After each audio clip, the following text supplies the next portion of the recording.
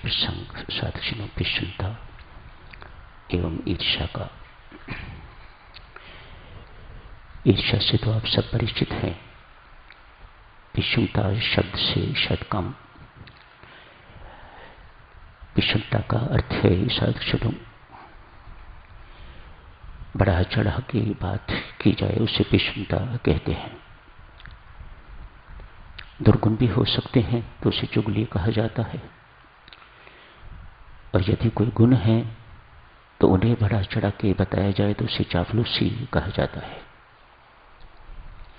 दोनों विषमता के ही अंतर्गत हैं। किसी न किसी मात्रा में साधुजनों ये गुण दुर्गुण हमारे अंदर पाए जाते हैं। हम में नहीं है तो जो आसपास वाले हैं उनके कारण हम पीड़ित होते हैं, त्रस्त होते हैं। आप मेरे प्रति ईर्ष्यालु हैं, हो सकता है मुझे पता भी ना हो, लेकिन आप तो भीतर से मेरी जड़ें काटने पर लगे हुए हैं। तो व्यक्ति को पता भी नहीं है कि आप क्या कह रहे हैं, क्या करना चाहते हैं, लेकिन चूंकि आपके अंदर ईर्ष्या की अग्नि जल रही है सो आप अपना काम कर रहे हैं। दोनों ढंगों से साधुजनों हम इन दोषों से पीड़ित होते हैं। शारीरिक रोग जितने भी हैं भक्तजनों, उन सब का बोध साधक को स्वयं पता लगता है। जो भी कोई रोगी है, साधक है असाधक है, सिर दर्द हुई स्वयं को पीड़ा महसूस होती है, पेट दर्द हुई, गुर्दे की दर्द हुई, बुखार हुआ, कमजोरी है, इन सब चीजों का स्वयं महसूस होता है। ये दुर्गुण ऐसे हैं जिन्हें आध्यात्मिक दुर्गुण कहा जाता है। ये दुर्गुण ऐसे हैं इनका स्वयं को पता नहीं चलता। ये हमेशा दूसरों में दिखाई देते हैं, अपने में बहुत कम। ये सहायता लेनी चाहिए गुरु से, वह बताएगा। उसके सिवा ये काम और कोई नहीं कर सकता, और इस सहायता के लिए कोई ग्राहक ही नहीं है। ये सहायता कोई नहीं चाहता। कोई आए या अपना दुर्गुण बताए या पूछे कि मेरे अंदर क्या क्या कमियां हैं जिनके कारण मेरी साधना प्रगतिशील नहीं हो रही, आगे नहीं बढ़ रही। इन बात का माता कोई ग्राहक नहीं है। आप सब इन बातों से परिचित हो, मैं क्या इनका कहूं। ये दोष अभिमान लीजिए, ईर्ष्या लीजिए, दूसरों में दिखाई देते हैं, अपने में नहीं। स्वयं तो हम सदा निर्दोष हैं। हमारे अंदर किसी प्रकार का दुर्गुण नहीं है, दिखाई नहीं देता। हंसी की बात एक सुनाता हूं देवियों सज्जनों। एक कथावाचक, आज मुंबई की बात है, एक कथावाचक कथा समाप्त करके तो गाड़ी के पास आके खड़े हो गए हैं। सेठ भी पास ही हैं, जिनकी गाड़ी में कथावाचक को उनके घर जाना है। सेठ कहते हैं कथावाचक से, महाराज इंतजार करें, कुंभकर्ण आ जाए तो फिर चलते हैं। अपनी पत्नी की ओर संकेत करके कह रहे हैं कुंभकर्ण आ जाए तो फिर चलते हैं। कथावाचक ने सुन लिया।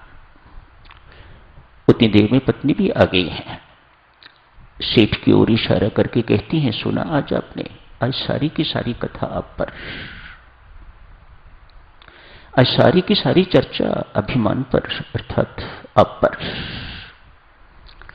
सेठ को सेठानी अभिमानी दिखाई देती है और सेठानी को सेठ अभिमानी दिखाई देता है। आपस में वहीं खड़े खड़े मैं तू हुई। कथावाचक को बेटा शांत करने के लिए यूं कहना पड़ा। रामायण जी में वर्णन आता है कुंभकर्ण और राम का युद्ध होता है, पर दो कुंभकर्णों का युद्ध आज मैंने पहली बार ही देखा है। ये कैसा दोष है, ये आध्यात्मिक दोष साधकजनों एक ही नहीं, ये अभिमान ही की बात नहीं है। जितने भी दोष हैं ये सब दूसरों में दिखाई देते हैं, अपने अंदर दिखाई नहीं देते। एक राजा का दरबार लगा हुआ है, चर्चा का विषय है।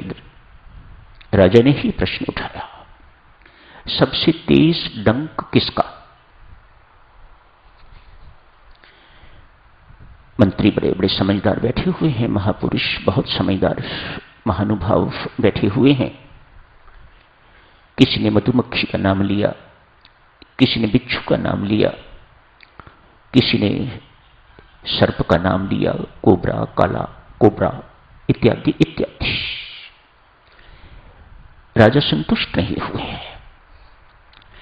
बड़े पुराने, कोई जैसे कोई रिटायर्ड हो गए हों मुख्यमंत्री, बड़े अनुभवी मुख्यमंत्री, वो भी वहीं विराजमान थे। उनकी ओर इशारा करके कहा, मुख्यमंत्री कुछ आप भी तो कहें। वे बहुत सुंदर उत्तर देते हैं। देवी सज्जनों कहते हैं, राजन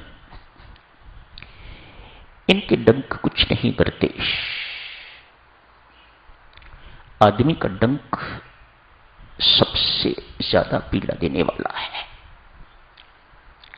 आपने यही पूछा ना कि सबसे डंक किसका ज्यादा खतरनाक है, तो मैं आपको कहता हूं मनुष्य का डंक सबसे ज्यादा खतरनाक है।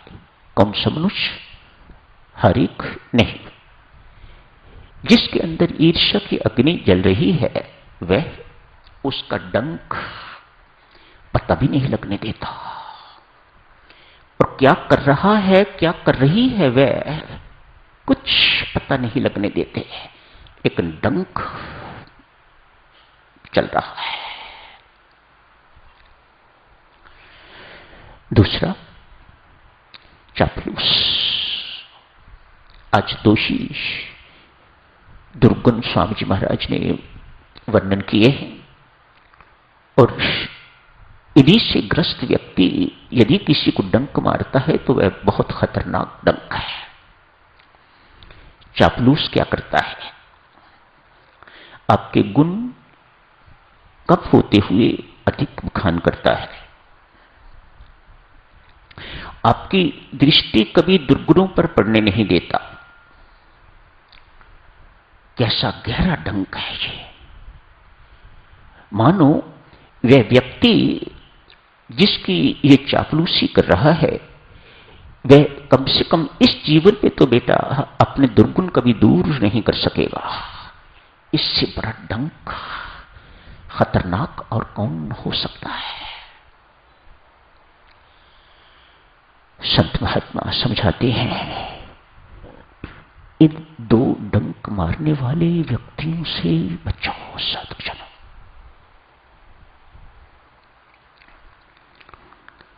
आगे बढ़ते हैं साधुजनों। वचन के साधन, कल चर्चा चली थी, अभिमानी शब्द कभी नहीं बोलना। आज और आगे बढ़ते हैं। कितनी महत्वपूर्ण है ये वाणी हमारे जीवन में, सबके जीवन में। एक आश्रम में चर्चा का विषय है, इस संसार में सबसे शक्तिशाली वस्तु क्या है। 10-12 शिष्य बैठे हुए हैं, आपस में चर्चा कर रहे हैं। कोई कुछ कहता है, कोई कुछ कहता है, कोई कुछ कहता है, इत्यादि इत्यादि। किसी निर्णय पर नहीं पहुंच सके। चलो गुरु महाराज से पूछते हैं। वे 10-12 के 10-12 लड़के ब्रह्मचारी हैं, वहां पढ़ने वाले हैं, पराविद्या पढ़ने वाले हैं। गुरुकुल है ये, आश्रम है ये। गुरु महाराज के पास जाके अपना प्रश्न रखा। कहा, महाराज पिछले कई घंटों से हम चर्चा कर रहे हैं कि इस संसार में सबसे शक्तिशाली वस्तु क्या है। हम किसी निर्णय पर नहीं पहुंच पाए। मेहरबानी करके हमारी समस्या का समाधान करिए। मूर्ख कहीं के, आचार्य ने डांटा। बेवकूफ, मूर्ख, समय बर्बाद कर रहे हो। ये कोई चर्चा का विषय है? कोई वेदों पर चर्चा करते, आप गीता जी पर चर्चा करते, इस अध्याय पर चर्चा करते, इस श्लोक पर चर्चा करते, इत्यादि इत्यादि खूब डांट मारी। शिष्य कहीं मन ही मन चर्चा तो उसी से मिलती जुलती थी।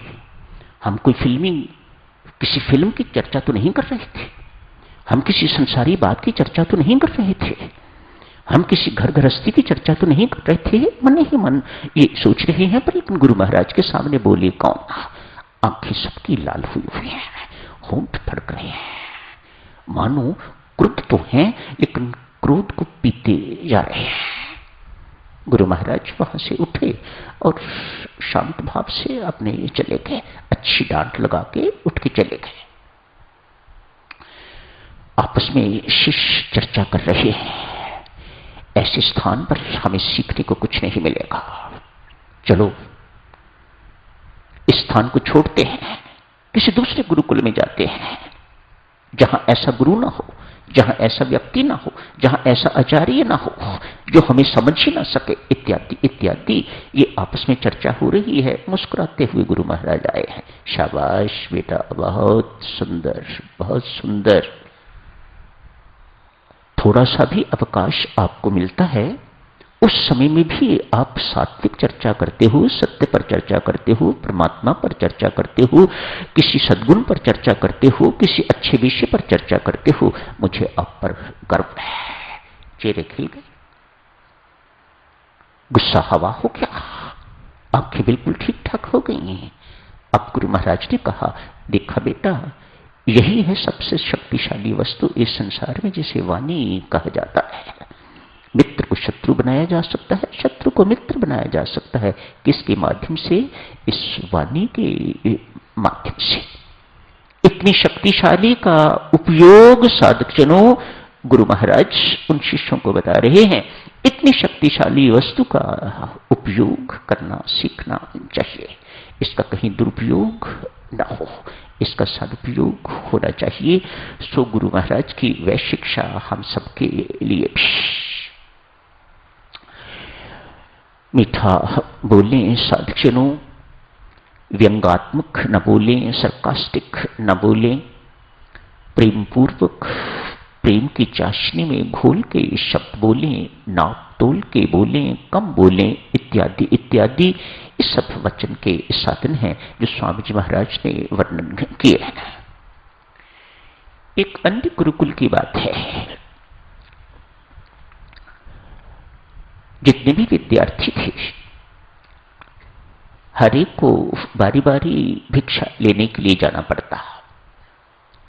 नियम था, गुरु महाराज की इंस्ट्रक्शंस थी, दिन भर नगर में गांव में घूम के भिक्षा मांगना। एक मुट्ठी चावल या एक मुट्ठी आटा, एक मुट्ठी दाल, इससे अधिक किसी से भिक्षा नहीं लेनी। शाम तक इकट्ठी करके जितनी भी भिक्षा होगी उसका भोजन बनाया जाएगा, तो एक ही बार खाना मिलता था। कोई स्ट्रिक्ट आचार्य होंगे जो स्वयं भी एक ही बार खाते और शिष्यों को भी एक ही बार खाने को मिलता। आज एक शिष्य भिक्षा मांगने के लिए गए। सबसे पहले एक सेठ का घर आया, जाके भिक्षा मांगी। सेठानी अंदर से ही बोलते हैं, कहते हैं है तो उदार बहुत, लेकिन बड़ी कर्कश है, बहुत कड़वे शब्द बोलने वाली देवी। अंदर से ही बोलती है, लो आ गया एक और भिखमंगा, सुबह सुबह ही। ब्रह्मचारी ने ये शब्द सुन लिया तो एक कटोरे में आटा डाला हुआ, एक कटोरे में दाल डाली हुई, 2 कटोरे भरे हुए सेठानी ले आई। लो। व्यक्ति ने अपना थैला नहीं खोला, इस बैग में भिक्षा डलवानी थी, उसे बंद का बंद ही रखा। सेठानी को लगा शायद भिक्षा थोड़ी है, इसलिए ये भिक्षा स्वीकार नहीं कर रहा। अंदर गई, बुड़बुड़ भी कर रही है साथ ही साथ। नखरा देखो, भीख मांगने वाला है, और नखरा देखो किस प्रकार का है। मैं भीख लेके आई हूं, भिक्षा डालने के लिए आई हूं, और थैले का मुख नहीं खोला। अब की बार बड़े थाल में डाल के आटा भी डाला हुआ है, दाल भी डाली हुई है। भिक्षा देने के लिए आई ब्रह्मचारी ने फिर थैला नहीं खोला। फिर अंदर गई, जाके कुछ पैसे भी डाल लाई, कुछ रुपये भी डाले। कहा, इतनी भिक्षा मैंने कभी आज तक किसी को नहीं दी, लेनी है तो लो, नहीं तो जाओ आगे। ब्रह्मचारी बालक हाथ जोड़ के कहता है, सेठानी जी, मुझे इतनी भिक्षा नहीं चाहिए जितनी आप दे रही हैं। मुझे आदेश है, एक मुट्ठी आटा, एक मुट्ठी दाल, इतनी ही चाहिए। आप भी इतनी ही दीजिएगा, पर तब लूंगा जब मीठा बोल के देंगी, नहीं तो इस रोटी का, इस आटे से बने रोटी का स्वाद ही नहीं बिगड़ेगा, ये और रोटियों का स्वाद भी बिगाड़ेगी। देखो देवियों, कटु भाषा, कटु वचन कितना प्रभावी है। मैं दूसरी रोटियों का भी स्वाद बिगाड़ना नहीं चाहता। मेहरबानी करके एक मुट्ठी आटा दो, एक मुट्ठी दाल दो, पर मीठा बोल के दो तो स्वीकार करूंगा, अन्यथा आप अंदर बैठिए। ये सारी की सारी सामग्री आप अंदर संभाल के रख लीजिएगा, मैं आश्रम में नहीं ले जाऊंगा। हम आश्रमवासी वहां पर बड़े गरीबी के दिन गुजारते हैं, बड़े अच्छे दिन गुजारते हैं। हमारे विचार सबके सात्विक हैं। हम वहां पराविद्या सीखने के लिए आए हुए हैं, सेवा करने, प्रेम करना सीखने के लिए वहां आए हुए हैं, इत्यादि इत्यादि। हम नहीं चाहते कटु शब्दों के कुसंस्कार हमारे आश्रम में प्रवेश करें। तो देवी सज्जनों, आज यही समाप्त करने की इजाजत दीजिएगा। जारी रखेंगे चर्चा को कल भी। धन्यवाद।